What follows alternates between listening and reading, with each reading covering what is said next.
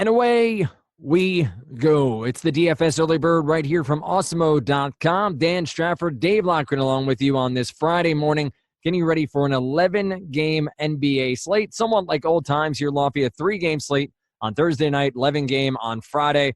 A little bit of a deeper dive that you'll have to take. See, that was intentional. But how the hell are you doing? We have a big slate ahead of us. Yeah, this is my 5th show of the day, so kind of fun, right? Wow, I mean, being this is at 7 o'clock in the morning. That's a lot of shows to start the. I kid. We all know that's not true. We've mentioned it many times here on this pod, but that was always so much fun. No, I tell you what, though, in between, we started pretending it was in the morning. We did, like we did. We pioneered that. That's a fact, right? It's a fact. Yeah, just saying. Yeah. Having a pretty fun night though. After I finished up the Showdown slate show, Three Fellas Talking Football, sat down and I watched some Thursday Night Football. Still watching it now. It's about 10:30 at night, and I'm finishing up the Raptors Warriors, watching the unstoppable Kevin Durant. I told you Kawhi Leonard wasn't going to slow his ass down. Come on now, it's KD. He's just a straight boss. That's all he does. And this is a game that they should have lost by quite a bit. They're down by 6 right now with 3 minutes to go. They'll probably still lose, but they were 9-point dogs. KD's got 38 points on 14 for 26 shooting, right? 54%. And then Klay Thompson's got 23 points. They're leading the team. Them and Jonas Jerebko is playing well. It's amazing watching what Kevin Durant. He had 4 straight possessions where he comes up, steps back, boom, brings the ball up, and then stops like 8 feet before the 3-point line with the defender in his face and drains it. I mean, he's a stud, man. He's an absolute stud. Absolutely. He is one of those players that matchup be damned. You know, it really comes down to that now. He also plays 40 minutes a night with 39% usage when Curry and Dre are out, so that helps too. That's where I was going to use that before we started recording. It's simply the usage is there. It's insane level of usage. Again, 3-game slate, strategy changes. Yes, it does. About the way you're going to construct a roster or not. Let's talk about this 11-game slate.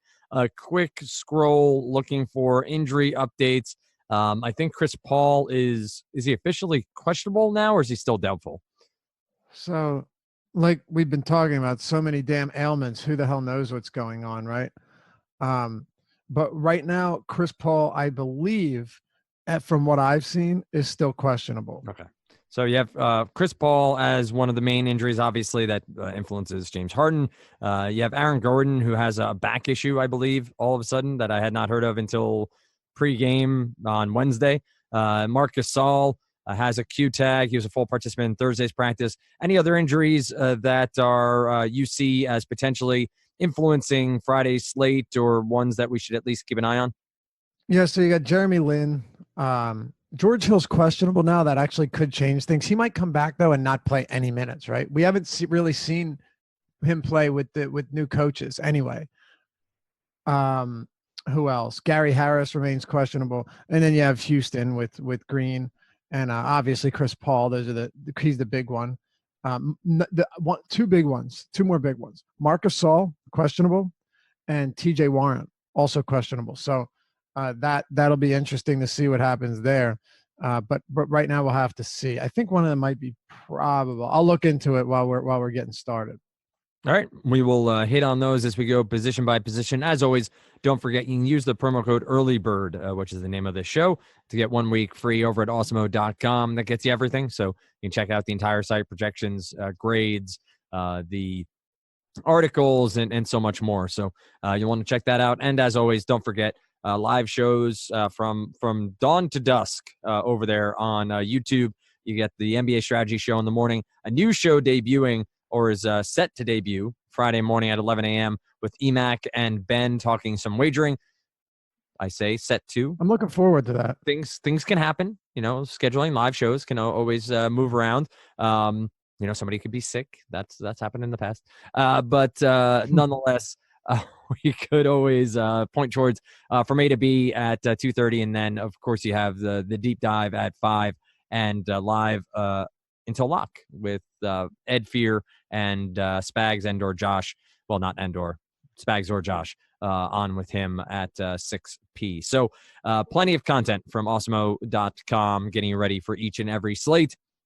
And don't forget, plenty of NHL content as well from Homer Cleese and Jake and the rest of the crew on that side of the ledger. Let's start at point guard, where obviously we will be influenced pretty quickly here with the Chris Paul news. James Harden is our most expensive player on the slate. He's at 11.7, just ahead of Russell Westbrook at 11.5. What was it, Wednesday night?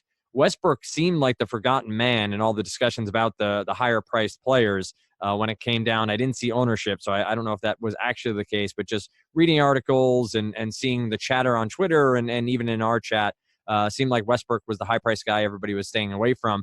Put up a gigantic outing against Cleveland. You have Lillard at 9.5, Kyrie, John Wall, Kemba Walker. What's interesting here is how many just point guard eligible guys there are. Westbrook, Lillard, Irving, Wall, and Walker, all just with single position eligibility. Drew Holiday, Ben Simmons, Zach LaVine, Mike Conley, Booker round out our 8K and above players. Was Isaiah Cannon in fact released? Like, did that? He was. Yes, okay, he was. So we have point Booker pretty much for the foreseeable future, I assume, there in Phoenix. What do you got here? There's some good matchups, some high upside, obviously, with someone like Ben Simmons going up against the woeful Washington Wizards. But how do you feel at the top, and who are the expensive point guards that you're looking at? Yeah, so I guess we'll just talk about James Harden here. That's fine. Don't have an issue with that. If Chris Paul is out, you know what to do. Say that again. I remember so often it was like James Harden against the Spurs, against Kawhi. You know, Pop does such a good job of taking opposing teams' best player out of the game. And, you know, that was something I'd buy into. You get a big slate. It's like, I don't know if I want to play him. And then he'd go out there and he'd just destroy him. Well, they don't have even close to the same defense as before. So you're not worried about Harden here. Now with Westbrook, the concern is more so the not as much the price, but you have like legitimate blowout concern here. Legitimate blowout concern. Right now they are 13.5 point favorites. Yep. Now you could see stuff happen like Wednesday night, right? Where other than the Sixers, you know, Atlanta hung around long enough against Charlotte. Cleveland got most of their minutes in. Wasn't it flipped on Wednesday? Wasn't it like all the close games blew out for at least a portion of it? And then except for Philly. Philly crushed the Knicks. But I see how look, I thought they're the team that lets everyone hang around. So basically, hold on, Kevin Durant. Oh my God, this guy he just tied the game up with 8 seconds left from a quarter three with a defender in his face. Oh my God, he's so good. Oh, it's unbelievable. Yeah, and then the Bulls almost beat Milwaukee. So yeah, deep position. I think Lillard is in a pretty solid spot, but you have a lot of really quality, high-priced guys here, and that's going to make it tough. So Harden, if Paul's out, Westbrook against Atlanta, I worry about the blowout, but man, fastest paced team in the league. He could triple double by halftime. I'm not even kidding. This is one of those spots where he could triple double at halftime. Kyrie Irving against the Cavs.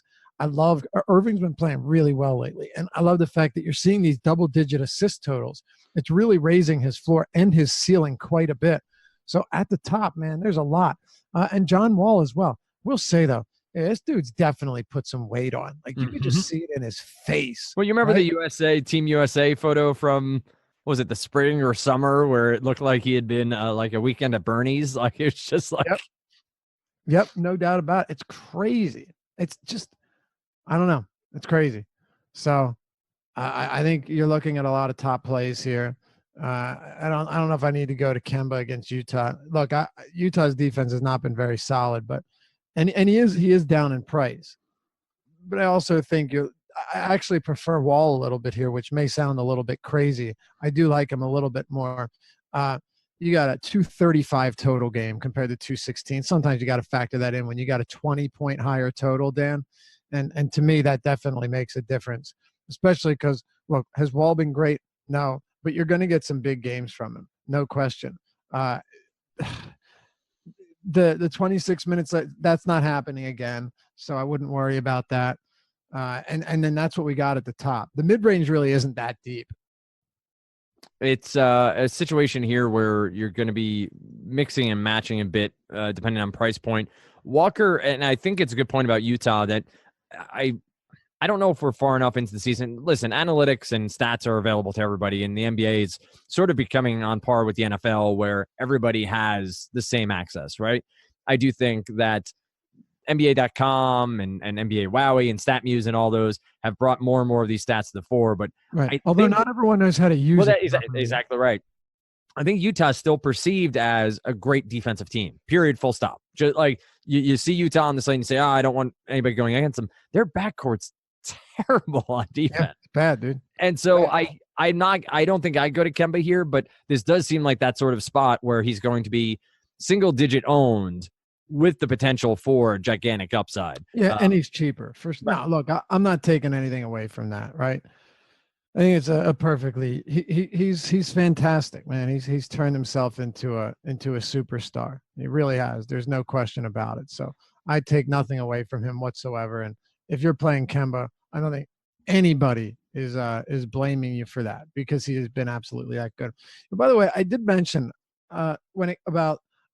in my spread, I do the prepper spreadsheets each NBA season. Put them out on Twitter so everyone can see them to get you ready if you haven't had time. And one thing I'd mention is if Donovan Mitchell regresses or kind of stays where he was from last year and doesn't improve immediately, this team is going to have some serious offensive struggles. And I think that's exactly what's happened, right? His effective field goal percentage is down to .456. That's not good. Like, that's not where you want it to be. And you're seeing him jack up a ton of shots, but he's not shooting where you need him to be. He's shooting 29% from 3-point range. That's 6% down from last year. That's a problem. So I think they're going to continue to hurt. And honestly, the acquisition of Korver does nothing for me because he's a shooter, but they still don't have any additional playmakers. So I really don't think it helps them that much. Anyway, moving on. Marcus Smart, perfectly fine here. You're going to get him at a discount. Jaylen Brown is out, and Smart, as I said, I prefer him over Rozier because Rozier benefits significantly with Irving out because he runs the point and gets up a lot more shots and can actually facilitate. Marcus Smart can at least give you more defensive stats. He also played 40 minutes last game, which I found interesting. Terry Rozier, on the other hand, played 18 and a half minutes. So Smart's my guy, or Smart was my guy before that game, so there's no reason I'm going to change things up now. Also, Eli Okobo, or Okobo, is which one is it, Dave? Right, I made a joke I'm not sure. Okobo, I think. I made a joke in the deep dive. It was half joking. I said, if Phoenix's coach, Ivan, what is it, Kokoskov, if he, it's like you expect him to start Booker at the point, but maybe he'll pull something crazy and throw Okobo in there, and he didn't. But Okobo played 32 minutes in that game, all right? And he was getting significant run, even like throughout the whole game being close. Yep. So with Cannon off the floor, he's your guy, which is kind of what we expected. We saw him. He was very solid in the preseason. The guy has a lot of talent. He's going to take a long while. It'll be a while till he gets there, but I like him. He's the bare minimum at home against Orlando.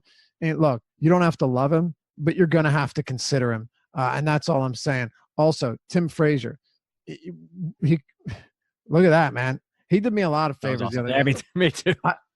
I've missed plenty of punts this year, but fortunately, you got to get lucky on some. I was surprised he was so low owned. I get the news came out like 30, 40 minutes before lock, but it felt like that sort of move where at Min Sal, we get him at 20% owned. He was 6 or 7% where I was. Well, I think the reason is like it was easy to ignore the 241 total because it's like, all right, well, first of all, where's he going to start? He starts at the point, and not only does he start at the point, but he actually handled the ball a lot. Right. So that was kind of shocking. And he played 37 minutes. Yeah, Frank Jackson was out. I don't think anyone expected him to play that much. So we definitely got lucky because no one knew what Alvin Gentry was going to do.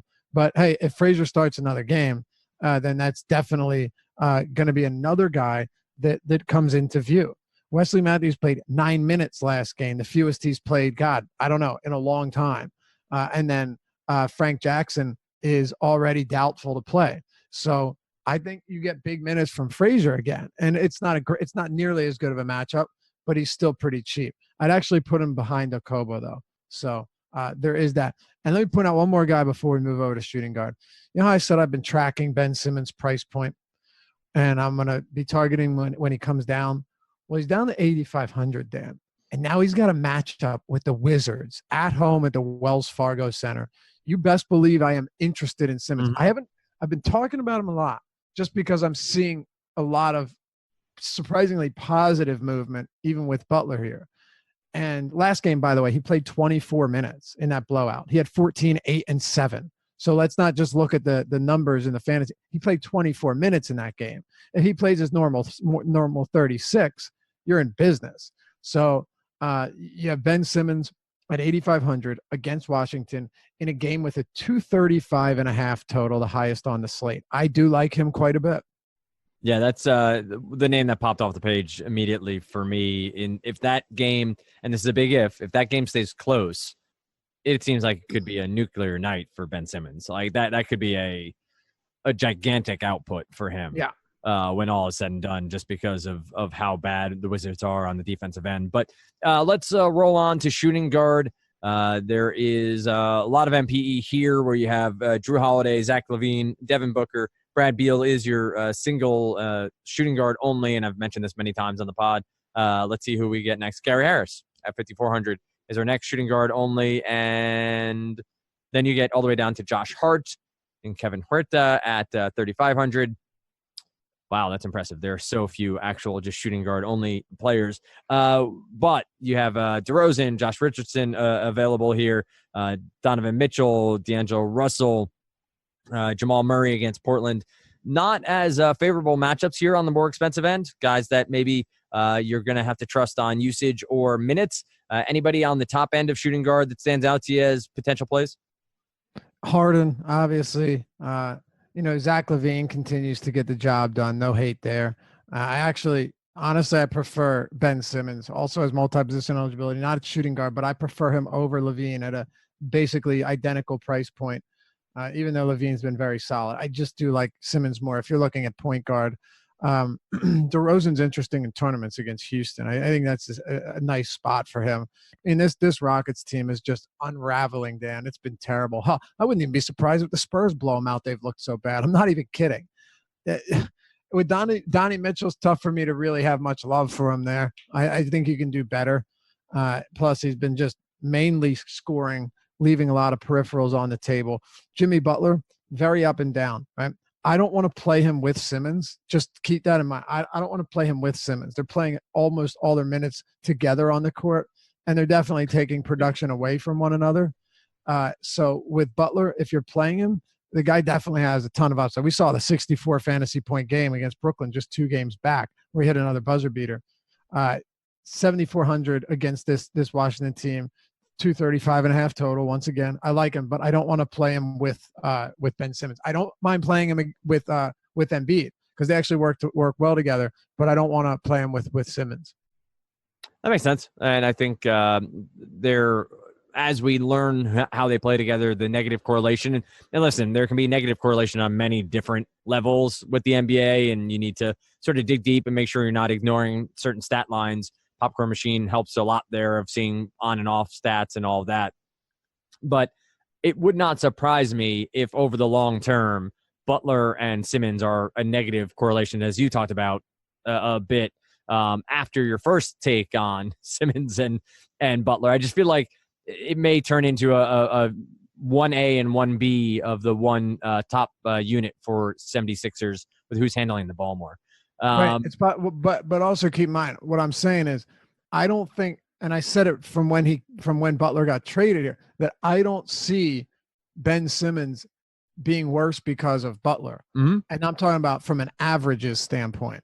But in the same game, I don't want to play. I don't want to bank on both of them having big games. And you know why, Dan? I'll tell you why. Because there's a guy named Joel Embiid. And that means if Simmons and Butler both have huge games, Embiid probably isn't going to. And Embiid almost always has huge games. So it's tough for me to, you get it. I get it. Any mid-range or cheap shooting guards you want to call off here, or is this a position where you feel like you're going to be spending up a bit more? Yeah, we already talked about a few of them at the point guard Yep. position, so I won't repeat them. No, there really is not much in the mid range. I wish there was more. I don't see much, like, Jamal Murray, C.J. McCollum. They're not really going to do much for you. Gary Harris, don't even know if he's playing. He is cheap though. Like if Gary Harris plays, I think 5,400 is a very reasonable price point. He's almost a value play over a mid range play at this rate. And then Butler would be one of the mid-range guys, but Marcus Smart, Tim Frazier are both eligible there. I don't think you need to go to like a Reggie Bullock here or Wes Matthews. I believe we can do better than that, and we've already talked about a few of them, only 2 positions through. I want to just touch on one team here before we move over to small forward, and some of these guys fit into that mix, which is the Miami Heat. They have a matchup with New Orleans. Haven't checked the over-under as of yet. I can do that right now. 229.5, New Orleans -3. The likes of Wade and Ellington and Magruder and even Josh Richardson on the more expensive side, any of those guys, at least tier 2 or tier 3 guys, you're making a player pool, you're trying to find a cheaper option that may have some upside, they hit their threes, whatever it might be. Any of those guys into the mix here, or would you just discount that offense altogether? I'm tired of playing roulette with them, Like I'm tired of having, you're talking about all these Miami Wesley guys. Snipes taught us you always bet on black, so. Well, that makes sense. So if they're wearing black jerseys, you just play all Hey, the Heat do sometimes. There you go. Yeah, there you go. Well By done. the way, their jerseys are actually gnarly when they do they did what was it? I call it the Scarface look. That's not what it was, because it's Miami Vice, right? Miami Vice. Thank you. Yeah. In Scarface. There may be a former fantasy website that did a really bad parody of Miami Vice to announce their launch. I don't know who that might be, but I know. Do you remember? Oh God, do you remember the Babylon Club from Scarface? Yeah. With all the blue, and that's what it reminds me of every time I see it. I love what they do with the court. I love those. Have you seen the Marlins New Jerseys? No. They're pretty sweet, and they're of similar styling, to try to speak more to the heritage of the city and what really it's all about. If you see the sort of flat images, they're not the best, but if you see them actually on someone, you can see the sort of how the lettering will work out. But let's roll on to small forward next. No one will ever see them though. That's because no one goes to their games. Yes, good job. I mean, come on, Jeter's turning that around. Yeah, yeah, of course. Yeah, Jeets. Small forward is next, and intriguing here because you do have obviously Simmons and Jimmy Butler here eligible, but you have LeBron, and then it's Paul George, Ben Simmons, DeRozan, Josh Richardson, Butler. So sort of LeBron on his own, no Giannis, no KD. At 10-6, and then Paul George, and you make your way into a mix of Mirotic and Jason Tatum, and Jabari Parker is up to $6,700 on the year. Jeremy Lamb's had some big games. He's at $6K. A position I don't know that I'm overly excited about. What do you got here at small forward? Those jerseys are nice, by the way. You're right. All right. Well, at the top, I was going to start from the bottom, but that's not necessary. LeBron James, second of a back-to-back. I'm not really that I'm not that enticed by him, man. I'll be honest with you. I feel like LeBron can have those huge games, but I've got 11 games on this slate. And yes, prices come down a little bit. Dallas defensively is not very good. They've been worse on the road. I don't think I need to go here. There are a lot of players I really like on this slate. If you want to play LeBron, no one's ever going to fault you for it. We know what he's capable of doing. I'm just not making a priority of it here. And I've said that most of the season. So it's kind of a pretty consistent stance on him. And I think a lot of people feel the same way, which if that's the case and he looks like no one's going to play him, well, LeBron's always capable of giving you 75. So, I'm not going to hate on you for that. But aside from that, look, it's not that deep. DeRozan and Butler are here, of course. Paul George, decent price point. Obviously, some blowout concern here, but it is against Atlanta. I mean, it is a really, really good matchup against Atlanta, and just anyone that goes up against this team can burn them. And George, even with Westbrook back, has been putting up solid numbers, right? I actually think George might be an overlooked player to consider here. Right? If you look at, I want to see, since Westbrook has returned, now I'm curious. So Westbrook returned on the 19th. So Paul George's fantasy totals since Westbrook returned on the 19th, and mind you, his price has come way down now, are 45, 48, 43, 55, and 31. He played 5 minutes in that win over Cleveland. I think that was actually a blowout, by the way. I said it might have been close. I think I was wrong. But yeah, man, he's playing. So unless it's a complete blowout, a total wash, and you don't get the minutes, Paul George is not a crazy play at that price. Kind of similar to Ben Simmons in that mid 8K range where no one's really going to play him. Right. What do we got at small forward, Lofty? What do you got for me? What are we doing? How are we making this work? All right, we got a couple things here. Taurean Prince, 4,900. Say I it know. ain't so. No, I know. I know it's bad, right? Look, I don't like playing him either, but I got to mention him. He's 4,900 now. Okay. He had 5 fouls last game. The foul trouble will be an issue for him, but when he's not in foul trouble, we've seen Lloyd Pierce. He's going to give him 32 to 34 minutes. Yep. You're getting 34 minutes from a guy that on the season, it's come down a bit, but he still has 25% usage rate. Look, again, you say you're playing 150 lineups, you at least are trying to consider somebody like Prince, as a 10, 15% guy. Jeremy Grant would be another one. He's not going to shoot a lot, but he's also going to give you some more peripherals than Taurean Prince. And he's actually been producing some really solid numbers lately. So Jeremy Grant, also very cheap. I'm in on that against Atlanta. Plus, Atlanta plays at the fastest pace in the league. This really benefits a guy like Grant, who's just up and down the court. He's a very good shot blocker for his size, and I think you could definitely make something of that. Keep an eye on TJ Warren. We'll have to see what happens if he is out. I'm not sure anyone's just going to be an amazing play, but you know what? I need to look this up. Well, give me a couple of small forwards that you got, because I need to look something up from this Phoenix game the other day to see if Okobo was how many minutes he played alongside Devin Booker. Well, I think we get into the same mix of Miami trying to play whack-a-mole with who could step up here between a Magruder or a Ellington, who I think is small forward eligible, but I'll double check that. That's amazing. Wayne Ellington is point guard eligible on DraftKings. But Magruder and Josh Richardson here as potential targets in a higher total game. I do have to throw into the mix that I finally played Markieff Morris on an upside game. I got him. Nice. I finally made it happen in this matchup against Houston a couple of days ago, and then again on the 28th. I played him two days in 3, and he performed both. And I guess as long as Dwight is out for Washington, we sort of get back into that mix where after Scott Brooks had run Gortat into the ground, where Morris is going to get run at the 4/5 as games get away from them a little bit. So I think Markieff Morris here against Philadelphia, if you're projecting this game to stay closer and you're playing Embiid and Simmons line or Embiid and Butler line, I don't mind Morris at 5,500 coming back the other way as one of your pieces from Washington to try to get the game stack in hand. What do you got for the Phoenix game that you're researching? All right. Yeah. By the way, I just got mixed up. For some reason, TJ Warren was a late questionable tag, but then he ended up playing. I just got turned around. For some reason I thought he was out. He wasn't. He was questionable, and then it was Gortat that ended up being out in that same game. So I got turned around. But how about this? Okobo played about 4 minutes with Booker in the first quarter, and then he played about 3 minutes with Booker in the second quarter. And then he played 3 minutes in the second quarter, and then 4 minutes with Booker in the third quarter. And then Booker played, 10 minutes, I think, 9.5 minutes in the fourth.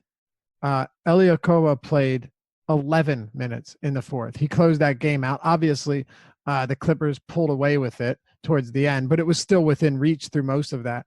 So just going back to Okobo, I think that's an interesting thing to point out, that had that game, he did close the game out, but it looked like he was going to close it out anyway, which is really interesting. We had a 9-player rotation here. Let's see if they add anybody to it. But Jamal Crawford and Rashawn Holmes, not that Holmes matters, but just looking at guys that didn't play a lot of minutes, Josh Jackson and Mikal Bridges all played under 20 minutes. So, yeah, it's hard to say if the minutes are going to be there.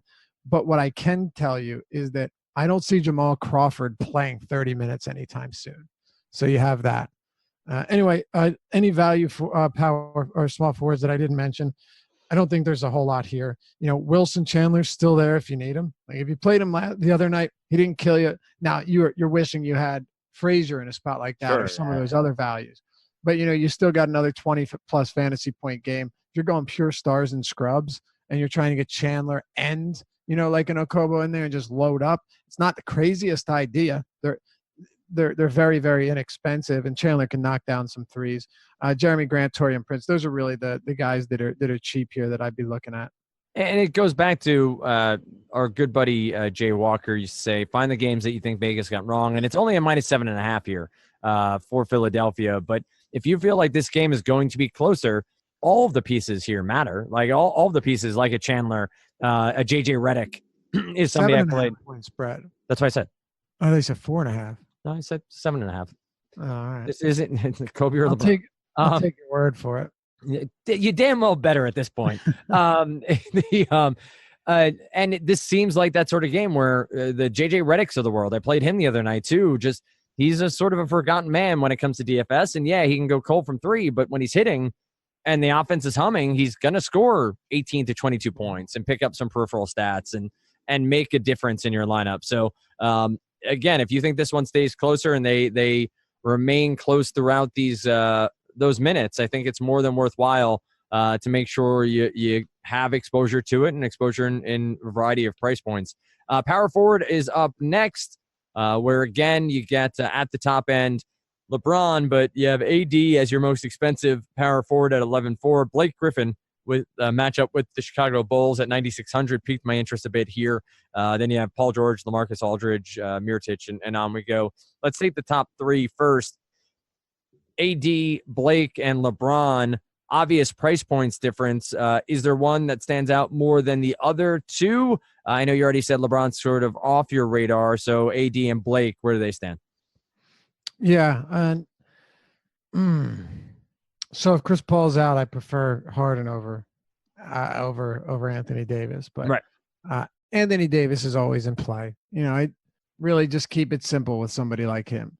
You do have a big discount on LeBron, right? So I'm not discounting that, but it is still the second of a back-to-back. Let's see how that game plays out. Maybe it blows out and he only plays however many minutes. It's not that he can't play a lot of minutes on the second of a back-to-back. It's just that I don't know if he will. Blake Griffin against Chicago. Price is up there. That concerns me a little bit. I'll be honest with Blake. I just never get the damn guy right, and I never get him right. You would think that you could just luck out on Blake once in a while, but I feel like every time I play the guy, he does absolutely nothing. The last time I played him, he had 6 points against Atlanta, so that was cool. The whole bench had 10 or more points except Blake Griffin. But yeah, against Chicago, it's certainly not a bad spot. I just don't think I'm paying 9.6 for him. Plus, I like a lot of those 8K guys. I like a lot of those 8K players that we've talked about. Power forward this season just hasn't been that deep, and we've talked about it pretty much every single show. You have Jason Tatum, 65. Jabari Parker has definitely looked a lot better lately. So I'm not opposed to Jabari Parker here. Another 40 fantasy point game the other night. I'm actually loving what I'm seeing from him, and he's finally getting a lot more usage. I mean, we were looking at like 8, 9, 10 shots a game. I know Levine's a hog, but hell, that's not really something that continued, and I like that. Also, not a particularly good spot, but Larry Nance is still 5,600. Larry Nance is still set with Nwaba out to get run. He played 36 minutes in a game that they lost by 17 points. Not a very good game, but once again, Larry Nance still has, is still a point per minute producer for his entire career. And here I go again, Dan. Jaren Jackson. Listen, there's always a disclaimer. I always want to preface this because some people don't like taking risk. And if you don't like taking risk, that's okay. Just, you don't need to play him, right? Kind of like Trey Burke the other day. Didn't work out for us. One day it will. Yep. And, because we see it with Trey Burke all the time. With Jaren Jackson Jr., he's going to get in foul trouble. I mean, the other day he had 2 fouls 49 seconds into the game. I mean, it's just absurd. But when he's not in foul trouble, he's awesome. Like, He is a 1.1 fantasy point per minute guy on the season. He can produce monster numbers. He has a block rate around 8%, which is insane for a power forward in his rookie year. And he blocked 7 shots the other day, 4, 3, 5. He can rack up monster peripherals. He can give you 20 plus points. Jaren Jackson at 5,800 against Brooklyn, to me, is just way too good of a tournament play to pass up. I can't do it, and I'll take the risk. All right, let's close it out with some centers here. Obviously, Dave has your deep dive every Monday, Wednesday, Friday. That's available over on Osmo.com. You can use the promo code EARLYBIRD to get 1 week for free. Do that and let them know over there that we sent you along. And then, of course, you have the deeper dive, which is the hour-long or so show, depending on how big a slate is, breaking down each and every game between Dave and Adam Scherer. You may know him as Ship My Money DFS or as I'm a Boss over there on FanDuel. Oh, Adam. What a name, huh? What a name. Like, there's got to be a decision-making process, and I don't care. Listen, Adam's much younger than I am. Adam's probably like, what, 12 years? He's somewhere around. He still had to be like 25 or so when he. Well, yeah, he's what, 28 now. He's had to be like 24, 25 when he made that. No excuses. Right, and he's thinking about law school, and he's. Yeah. Come on, Adam, be better. I'm a boss. I'm a boss. And I said this last time. I'm not the boss. I'm a boss. You're one of the bosses. I'm a middle manager, is what he's saying. He's like, yeah, he's the guy at the end of the video game. Right. He's at like level 2. Like I'm a boss. I'm not the boss. Anyway. I love you, Adam. Let's talk centers. We talked about Embiid a bit already. Obviously, Joel has had an absolutely dynamic season, playing a ton of minutes, and has shown MVP upside, or actually just MVP, play. I don't even think it's upside. It's play all. This matchup screams that he should dominate. Love him. Dwight's didn't travel with the team, so no Howard. It just seems like a spot for Embiid to crush. You have Drummond in a good spot as well against Chicago. You have Vucevic against Ayton, which stands out a bit here. And then you get down to the likes of a Capella against San Antonio. There's lots to like, as always, here at center. And then throw DeAndre Jordan into the mix at 6,900 against the Lakers. What do you got? I think there are lots of ways to go here at center. Okay. Joel Embiid in this spot. I don't know how I just don't know how you don't like him. Okay, I do not know how you don't like him. It doesn't make any sense to me. Like, if there's something you don't like about Joel Embiid, please tell me now. Last game, blowout. He only played 30 minutes. Still had 59 fantasy points in 30 minutes. Okay, it's just every single game. I mean, yeah, once in a while he's not going to be perfect, and you get that from everybody. We've seen it from KD, from Westbrook, from Harden, from Davis, from Giannis quite a bit. I mean, Joel Embiid's in the same tier. Last game though, that he produced, mind you, 30 minutes, 1.97 fantasy points per minute. It's pretty good. Okay. Yeah. So if you were to give him, Dan, his regular, the 36 minutes in close games, well, 1.9, yeah, you're looking at 71 fantasy points. That's just what he does. Maybe he would have triple doubled too. He had 7 assists. Point being, Washington's the worst rebounding team in the entire league without Dwight Howard. I mean, and now you have him, and then you have Joel Embiid. They got to face Joel Embiid. Thomas Bryant and Markieff Morris had to face Joel Embiid. Are you kidding me? I mean, the only way it goes wrong is if someone else just gets really hot and starts torching them, because that's possible too. Because Washington's defense is pretty much bad everywhere. Sure. But I don't see anything about this matchup that concerns me. And the Washington Wizards are allowing the second highest field goal percentage to opposing bigs this season. They're also allowing them to get to the line at a pretty high clip, like the 5th highest clip in the league. It's a really, really, really good spot. Where else are we going? I rattled off a few names, but it seems as though you could pretty much find a play or a couple plays at each price point here at center that you'd be pretty comfortable with, depending on their matchups. But it feels like you have lots of opportunity across lots of different price points. Who do you got as some of the names that you'll be further researching for the deep dive on Friday? Yeah, clearly one of the deepest positions every single night.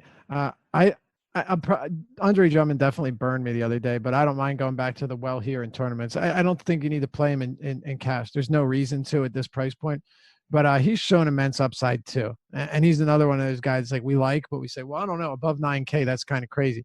Well, I mean, he's got a 63, a 59, a 66, a 55, and a 66 and a 50 over his last 10 games. All right. What was that? 6 games I just rattled off. 6 of his last 10 are above 50, couple above 60. He's producing monster numbers. He's a 2020 machine. So I prefer him over Blake Griffin, and he's $200 cheaper. Marc Gasol's questionable against Brooklyn. If he doesn't play, that's going to open things up. There's no question we're going to get some things opened up. Now, he was a full participant in practice, but I don't necessarily know what the deal is here. You would think that he's going to play, but he's still not questionable, but he's a game time decision, Dan. So make of that what you will. To me, I really don't know what to make of it at all. And they don't play again until the 2nd anyway. So it's not like they'd be saving him on the first end of a back-to-back. If he doesn't, I'm not paying 9,100, but if he doesn't pay, you're probably going to get significant value there. Who it will be, I'm not necessarily sure. We'll have to see who starts. But what I would expect in this particular matchup would be that, Jaren Jackson continues to start at the 4. And if he doesn't get in foul trouble, he would actually bring something to the table, which would be nice. And then if Marc Gasol is out, he's really like the only traditional center on this roster. So it's probably JaMychal Green or Ivan Rabb. Wow. That sounds like fun. Yeah. Where I want to go. But I will. Oh, hold on. I'm sorry. I kind of just stopped there. I'll just give you a couple more guys here. Vucevic against Phoenix. Mm-hmm. This dude is just so good. I mean, he continues to absolutely dominate. That's all we see from him is complete and utter domination. I love it. Against Golden State, against the Lakers, he just absolutely smashes. So yeah, I'm big on Vooch. Again, paying for him could be a little bit tough. He's also in that 8K range. Will make things difficult. And then, hey, let me go back to the well again with Yusuf Nurkic. I know people don't like this matchup against the Nuggets. I get that, but I don't really care because he's 6,700. And when he's not in foul trouble or if it's not a blowout, he's playing 30-plus minutes per game. Terry Stotts has been pretty consistent over the past 3 weeks with that. If you play him last game, 4,800, he gives you 43 fantasy points. He's been pretty automatic when given the opportunity. So I like that quite a bit. DeAndre Jordan is under 7K against the Lakers too. So you are going to get some decent value here. It just depends where you want to go. And then the last one I'll throw out here, clearly a huge risk, but because he's 4,700, Wendell Carter Jr., kind of like the Tyreek Evans. You keep going back or talking about him, and they just continue to disappoint. But they're talented players with who are very capable of doing big things. And I was going to mention JaVale McGee. He's somebody that I liked, but that's the second of a back-to-back. I wouldn't be surprised to see his minutes shortened. We'll see how many he plays today. And lastly, before we close it out, the last one here, Al Horford is not playing. He is ruled out for rest purposes. So that means that Aaron Baines is pretty much almost minimum salary, 3,200 on DraftKings. And he's somebody that we'll certainly have to consider. He only played 23 minutes last game. Horford was out. Daniel Tice played, was it 16? But he also, he played, 16, yeah. But he fouled out of that game in 16 minutes. Now, the interesting thing about this is that Daniel Tice, since that game, has not played. And they've played 2 games since then. So I don't know what to do about that. It's a little bit concerning. So I think I'll wrap it up with this. The point is that Aaron Baines is 3,200. Yep. Tice is 3,000. $200 difference. Go with the guy who's going to get the start against Cleveland. That's where we'll leave it. Don't forget, you can always find Lofty on Twitter at Lofty_D. That's LOUGHY_D. Me at Dan Stratford. And, of course, Awesemo_com for the website itself. Again, early bird is a promo code to get you 1 week for free. You get Lofty on the deep dive with the write-up. Then you get the deeper dive at 5 p.m. Adam and Lofty himself with the coverage there. You get live up until lock. It's live until lock. I screw that up every time. Live until lock with Ed Fear and Spags or Josh.